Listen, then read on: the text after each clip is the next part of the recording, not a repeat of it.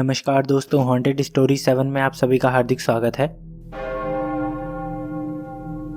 सतीश काफी देर से परेशान था क्योंकि उसकी बाइक बीच सड़क में सुनसान रास्ते पर खराब हो गई थी। वो मन ही मन सोच रहा था, पिछले हफ्ते ही तो मैंने इसकी सर्विसिंग कराई थी। सतीश बाइक पे किक मारता है, बाइक चालू हो जाती है। जैसे ही उसकी बाइक चालू होती है उसमें थोड़ी हिम्मत आ जाती है। सुनसान जंगल और रास्ता खराब, उसमें किसी का साथ ना होना, लेकिन गाड़ी की आवाज से मन में डर की जगह नहीं बनती। लगता है कि कोई साथ में है। रास्ता दोनों तरफ से जंगल से घिरा हुआ था।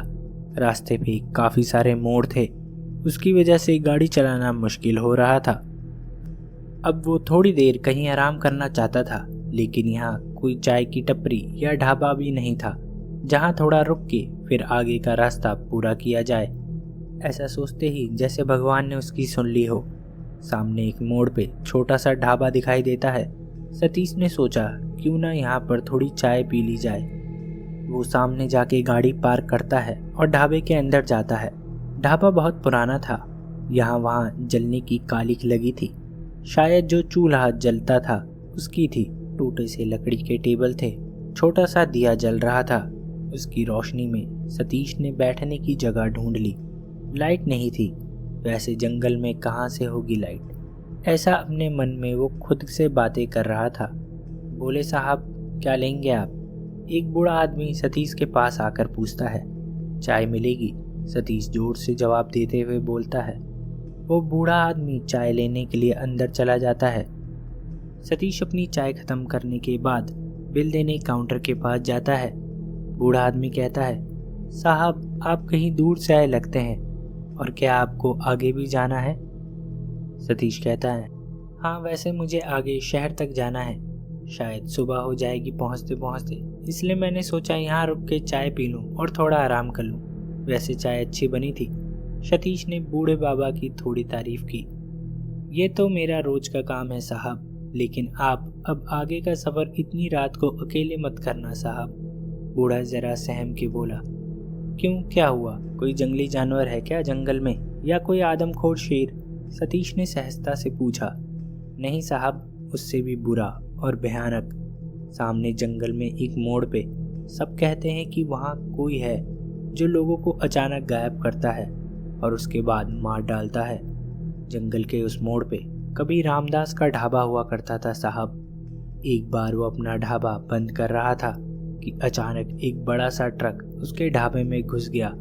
ढाबा और वो ट्रक धूं धूं करके जलने लगे। रामदास और ट्रक ड्राइवर और उसका साथी तीनों की वहीं मौत हो गई। ढाबा जल के राख हो गया। उसको मरे हुए कई साल हो चुके हैं, लेकिन रात को जाने वालों को वो चाय पे रुकने के लिए बोलता है और बाद में उनकी लाश वही पहाड़ी से मिलती है। अरे आजकल कोई भूत प्रेत नहीं होता। आजकल कहाँ कोई भूत प्रेत में यकीन करता है। दुनिया चांद पे पहुंच गई है। आपको यहाँ ढाबे पे कैसे पता चलेगा? बाहर निकलो तो पता चलेगा। सतीश ने उनको थोड़ा ज्ञान दिया। नहीं साहब, आप मेरे लड़के की उम्र के हो, इसलिए बता रहा हूँ। आप आगे मत जाओ, यहाँ मेरे ढाबे पे रहने का इंतज़ाम है। पैसे की भी चिंता मत करो, लेकिन आप उस रास्ते पे अभी मत जाओ, वो बूढ़ा गिड़गिड़ाते हुए कह रहा था। सतीश मन में सोचने लगा कि ये बूढ़ा कहीं एक्स्ट्रा पैसे कमाने की चाल तो नहीं चल रहा है। कहीं सुबह होने पर वो उससे पैसे ना मांगने लग जाए। वो आगे बोला, नहीं मुझे नहीं रुकना। पैसे देके सतीश बाहर निकला। ठंडी हवा चल रही थी और बाहर घना अंधेरा था। गाड़ी पे बैठते हुए उसने ढाबे की ओर एक नज़र डाली। वो बूढ़ा आदमी सतीश की ओर आशा भरी नज़रों से देख रहा था। एक बार सतीश के मन में आया कि शायद उस बूढ़े की बात में अगर जरा सी भी सच्चाई हो तो आज मेरी मुलाकात एक भूत से होने वाली है। उसने बाइक की चाबी लगाई और चालू की और अपने रास्ते पे चल पड़ा, लेकिन उसके मन के एक कोने में थोड़ा सा डर बैठा हुआ था। सतीश अब घने जंगल में पहुंच गया था। रास्ता खराब था, इसलिए गाड़ी जरा धीरे चला रहा था। तभी सतीश को लगा कि सामने रोड पे कोई बैठा है। वो चौंक गया। डर ने जैसे उसको अपने कब्जे में कर लिया था। धड़कनें तेज हो चुकी थी। ठंडी हवा में भी उसको पसीने आने लगे थे। लेकिन यह क्या, वो सफ़ेद कपड़े में जो बैठा था वो उसी की तरफ आ रहा था। सतीश ने अपनी गाड़ी स्टैंड पे लगाई और भागने की तैयारी कर रहा था कि अचानक सामने से आवाज आई, भाई साहब। अब सतीश रुक गया। उसका डर थोड़ा कम हो गया। वो सफ़ेद कपड़े में एक 24-30 साल का लड़का था। उसके कपड़े पे खून के दाग थे और कपड़े कई जगह से फट चुके थे। वो सामने आया और बात करने लगा। मेरी बाइक का एक्सीडेंट हो गया है, अंधेरे में देख नहीं पाया और सीधा जाके मैं गड्ढे में गिर गया। मुझे बहुत चोट आई है, क्या आप मुझे शहर तक पहुंचा सकते हैं? सतीश गाड़ी से उतर के सामने देखने गया। उसकी बाइक नीचे गिर चुकी थी और बहुत पुरानी लग रही थी। नंबर प्लेट भी नहीं था। आग में जैसे झुलसती है वैसे लग रही थी।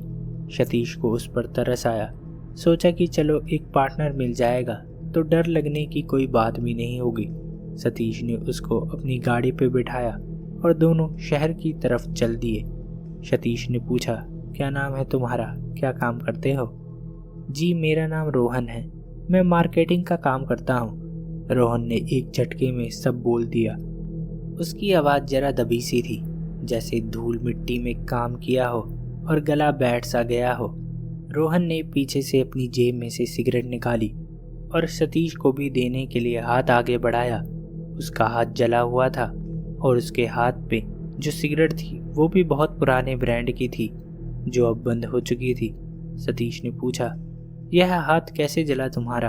और ये सिगरेट तो काफ़ी पुरानी लग रही है और ये तो अब बंद भी हो चुकी है, ये तुमको कहाँ से मिली? रोहन ने ज़रा हड़बड़ाते हुए कहा, ये वो मैंने एक ढाबे वाले से ली थी, यहीं पीछे पड़ता है वो ढाबा, रास्ते में दे रहा था तो मैंने खरीद ली। सतीश ने फिर से सवाल किया, ये जो तुम्हारी बाइक थी काफ़ी पुरानी लग रही थी, सच में चल रही थी या कहीं से उठाई के लाए हो? रोहन अब थोड़ी हिम्मत जुटाते हुए बोला, अरे नहीं भाई, वो मेरी ही है, थोड़ी पुरानी है लेकिन अच्छी चल रही थी। अब सतीश डरा चुप हो गया और अंधेरे में से रास्ता देख के गाड़ी चलाने लगा। उसके मन में अचानक आया कि रोहन की गाड़ी ऐसे लग रही थी मानो कि वो कितने सालों से वही पड़ी हो। वो अभी चलाने वाली बाइक नहीं लग रही थी। उसके हाथ में सालों पुरानी सिगरेट का ब्रांड और पैकेट था। वो उसको कहाँ से मिला होगा? और वो पिछले ढाबे की बात कर रहा था तो किस ढाबे की बात कर रहा था? कुछ सोच के सतीश के मन में एकदम से एक भयंकर तरह की डर की तस्वीर सामने आई। कहीं उसने किसी भूत को तो नहीं अपने पीछे बिठा लिया है? वो एकदम से ठंडा पड़ गया। धीरे से उसने अपने पीछे मुड़कर देखना चाहा। रोहन पीछे बैठा था। सतीश ने गाड़ी रोकी और वॉशरूम के लिए जाने की बात कहकर गाड़ी से उतर गया। जैसे वो गाड़ी की तरफ मुड़ा, उसके मुंह से चीख निकल गई। वो बहुत डर गया था। रोहन के पैर देखे तो उल्टे थे, लेकिन ऊपर देखा तो रोहन उल्टा बैठा था। सतीश की जान में जान आई। उसने रोहन को डांटते हुए कहा, तुम्हारा दिमाग तो सही है, मैं कितना डर गया था तुम्हारे पैर उल्टे देखकर। तुम उल्टे क्यों बैठे हो? रोहन ने माफ़ी मांगी। अरे भाई माफ़ करो, मैं पीछे से कोई आ रहा है क्या ये देखने की कोशिश कर रहा था, इतने में तुम आ गए। तुम भूतों से डरते हो क्या? क्यों, तुम्हें डर नहीं लगता? सतीश ने जवाब देते हुए गाड़ी चालू की। दोनों बैठ गए। रोहन को चुपके से देख के लग तो रहा था कि सब कुछ ठीक है। सतीश में थोड़ी हिम्मत आ गई। अब वो धीरे धीरे रोहन से बातें करने लगा। रोहन, तुम हमेशा इस रास्ते से गुजरते हो, क्या तुम्हें कभी वो भूत दिखाई नहीं देते? वो रामदास ढाबे वाले का भूत। उस मोड़ पे जंगल में वो एक ढाबे वाला कह रहा था कि वहाँ कोई है जो लोगों को मार डालता है। रोहन एकदम चुप हुआ, फिर बाद में बोला, हाँ मैंने सुना है। तभी सामने से एकदम एक टेम्पो वाला उनके पास से गुजरा और सामने जाकर रुक गया।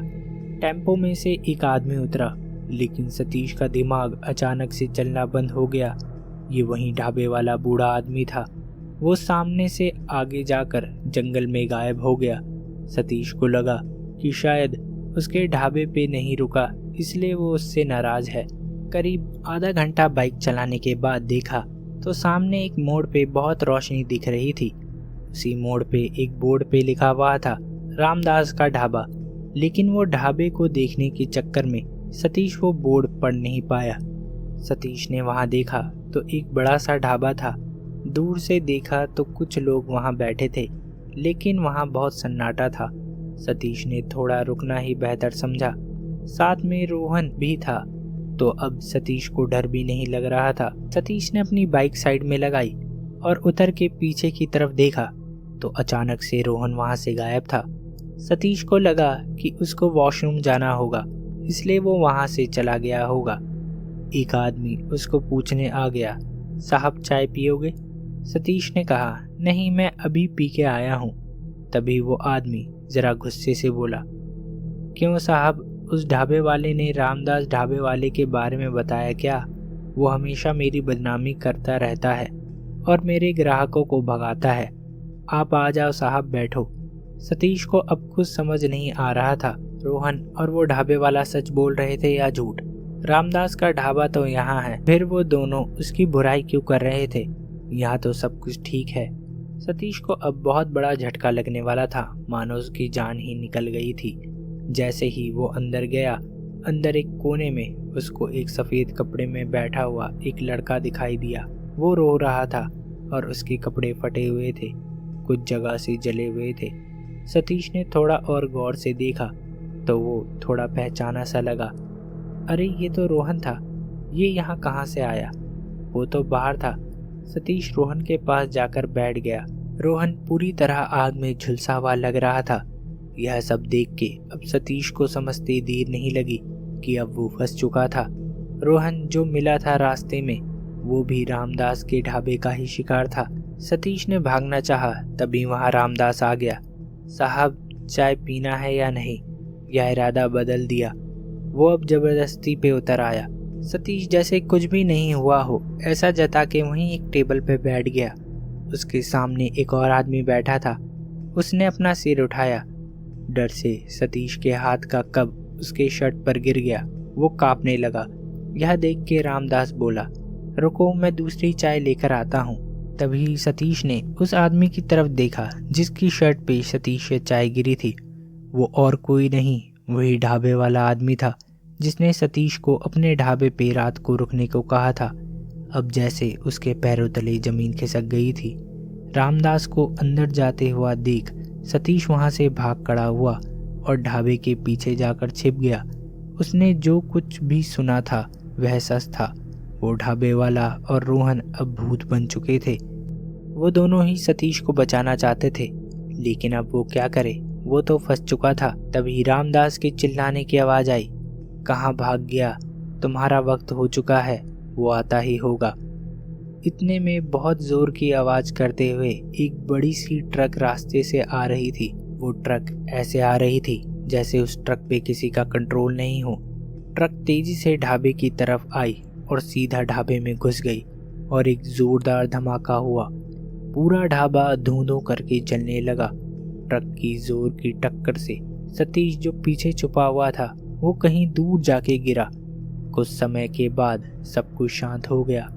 ढाबा आग में झुलस रहा था। सुबह होने ही वाली थी। सतीश को अब होश आ रहा था। उसके बगल में कुछ लोग खड़े थे और एक एम्बुलेंस, लेकिन रामदास का ढाबा अब वहाँ पे नहीं था। थी तो बस खाली जगह जहाँ रामदास की रूह लोगों को फंसाकर उनको मार डालती थी। लोग आज भी यही कहते हैं, वहाँ कोई है जो बहुत ही डरावना है, कातिल है, लेकिन कुछ ही बचते हैं सतीश जैसे नसीब वाले। आशा करता हूँ आप सभी को ये वीडियो पसंद आई होगी। अगर आप सभी को ये वीडियो पसंद आई तो वीडियो को लाइक करें, शेयर करें, साथ ही साथ कमेंट करके हमें अपनी राय ज़रूर दें। इसी तरह की और वीडियोस पाने के लिए इस चैनल को सब्सक्राइब करें। मिलता हूँ आपसे अगली कहानी में, तब तक के लिए नमस्कार।